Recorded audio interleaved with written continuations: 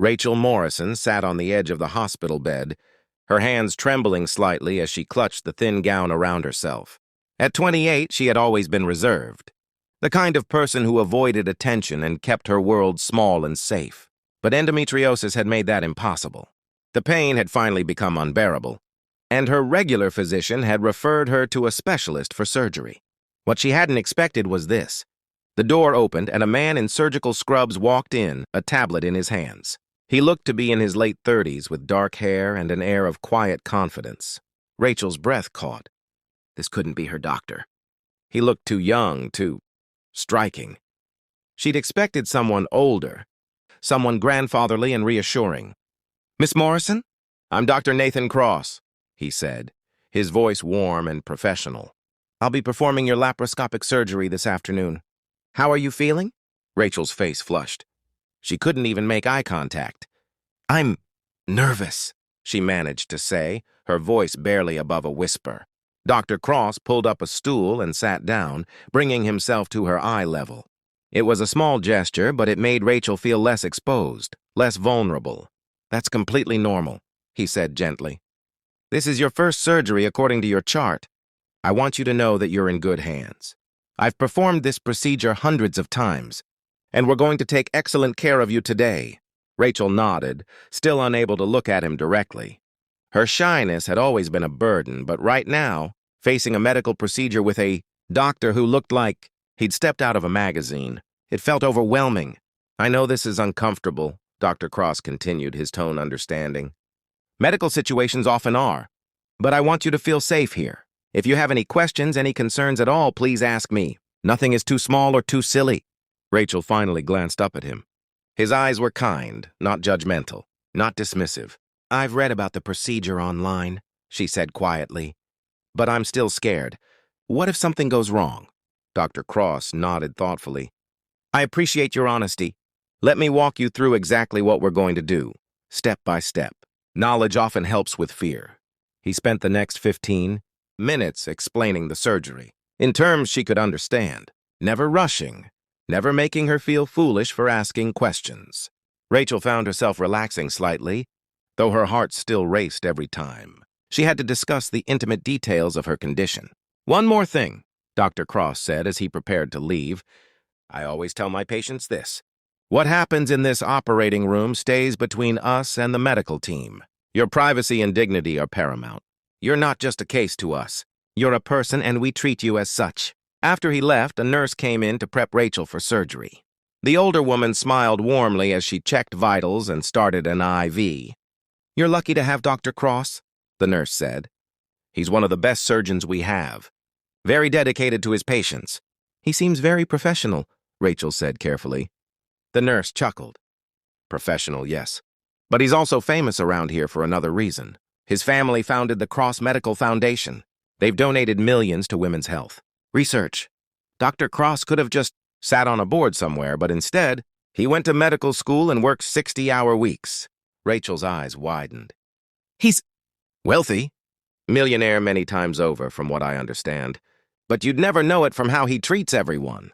From the CEO to the custodian, he treats people with the same respect. It's rare in this world." As they wheeled Rachel toward the operating room, she thought about what the nurse had said.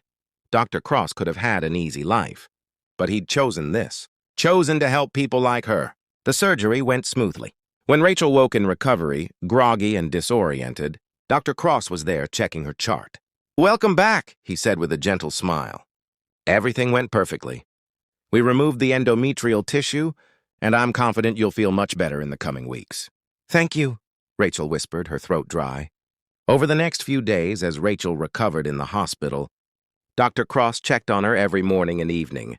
Each visit was brief but attentive. He never seemed rushed, never made her feel like she was taking up too much of his time.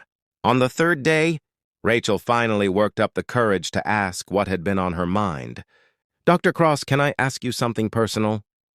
He looked up from his tablet, giving her his full attention. "Of course." "The nurse told me about your family, about the foundation. Why did you become a surgeon? You could have done anything." Dr. Cross was quiet for a moment, then he sat down in the chair beside her bed. "My mother died when I was 16, he said softly. "Ovarian cancer," By the time they caught it, it was too late. I watched her suffer, watched her lose her dignity bit by bit. She was so scared, so vulnerable.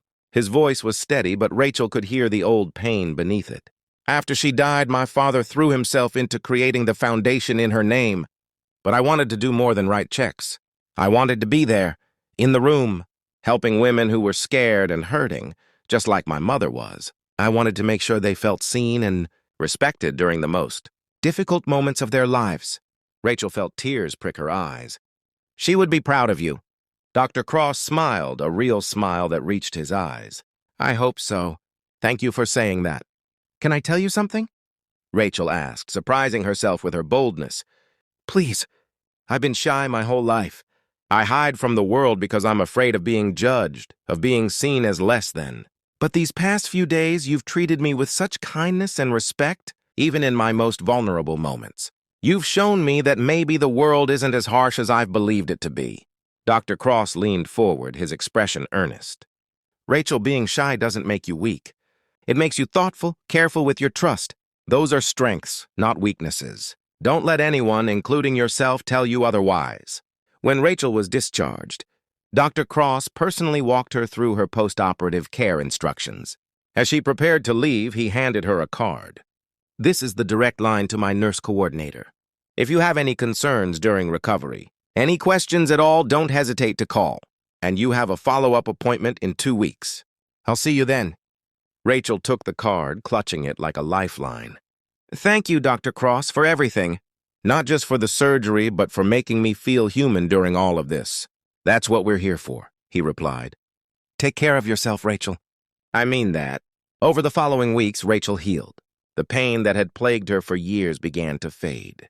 But more than that, something inside her began to shift. She thought about Dr. Cross's words, about strength and vulnerability, about choosing to show up for others even when it would be easier not to. At her follow-up appointment, Rachel walked into the examination room with her head held a little higher. Dr. Cross noticed immediately. You're looking well, he said, genuine pleasure in his voice. How are you feeling? Better than I have in years, Rachel said. Physically, the pain is almost gone. But emotionally, I feel different too. Stronger somehow. I'm glad to hear that. Rachel took a breath. I wanted to tell you something. Experiencing this surgery, being at my most vulnerable, and being treated with such dignity, it's changed my perspective. I've decided to volunteer at the Women's Health Clinic downtown. I want to help other women who are scared, who feel alone, like you helped me. Dr. Cross's expression softened with emotion. Rachel, that's wonderful. Truly, you're going to make such a difference in people's lives. I learned from the best, she said, finally able to meet his eyes without looking away. As Rachel left the hospital that day, she paused in the lobby and looked back. Through the glass doors, she could see Dr. Cross talking with an elderly patient. His posture attentive, his manner kind. A millionaire who could be anywhere, do anything. And he chose to be here, helping, healing, showing up. Rachel understood now that wealth wasn't measured in bank accounts. It was measured in compassion, in the choice to use whatever gifts you had to lift others up. Dr. Cross had given her more than a successful surgery. He'd given her a new lens through which to see herself and the world. And that, she thought as she stepped out into the sunlight, was worth more than any amount of money. Sometimes the people who heal us do so in ways that extend far beyond the physical. They remind us of our worth, our dignity, our strength. They show us that vulnerability isn't weakness, and that being seen and respected in our most difficult moments can change us forever.